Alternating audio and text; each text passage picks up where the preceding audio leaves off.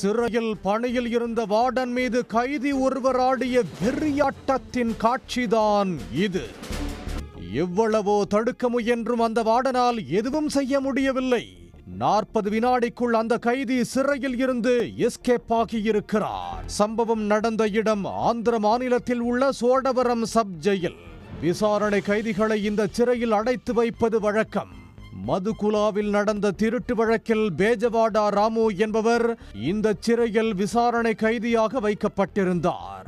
அதேபோல் பஞ்சாயத்து செயலாளராக பணியாற்றி பயனாளிகளுக்கு வழங்க வேண்டிய ஓய்வூதிய பணத்தை மோசடி செய்த வழக்கில் நக்கா ரவிக்குமார் என்பவரும் இந்த சிறையில் அடைக்கப்பட்டிருந்தார்.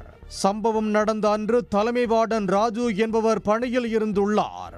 சமையல் வேலைக்காக ராமுவையும் ரவிக்குமாரையும் வெளியே அழைத்து சென்றிருக்கிறார்கள். அப்போது மெயின் கேட் அருகே வந்ததும் திடீர் என ராமு உள்ளே இருந்து கொண்டு வந்திருந்த சுத்தியலால் வார்டன் ராஜு மீது பாய்ந்திருக்கிறார். தொடர்ந்து அவரது தலையில் தாக்கியிருக்கிறார்.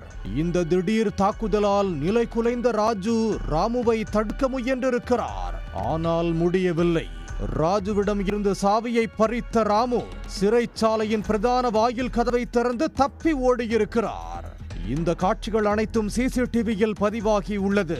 ஒரு புறம் வார்டன் ராஜு ராமுவோடு போராடி கொண்டிருந்த அந்த சந்தர்ப்பத்தை பயன்படுத்தி கொண்ட ரவிக்குமாரும் சிறையில் இருந்து தப்பியிருக்கிறார். ராமு தாக்கியதில் ராஜுவின் மண்டையில் பலத்த காயம் ஏற்பட்டிருக்கிறது. அலறல் சத்தம் கேட்டு சிறையில் இருந்த சக ஊழியர்கள் ஓடி வந்து ராஜுவை மீட்டு மருத்துவமனைக்கு அனுப்பி வைத்திருக்கிறார்கள்.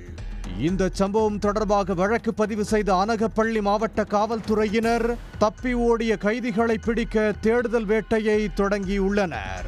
சுற்றுவட்டார பகுதிகளில் சிசிடிவி காட்சிகளை ஆய்வு செய்து கைதிகளிடம் இருந்து தகவல்களை சேகரித்து வருகின்றனர். இந்த சம்பவம் சிறை பாதுகாப்பு அமைப்புகளில் உள்ள குறைபாடுகளை அம்பலப்படுத்தியுள்ளதாகவும் இந்த விவகாரம் குறித்து உயர்மட்ட விசாரணை நடத்தப்பட வாய்ப்புள்ளதாகவும் சொல்லப்படுகிறது.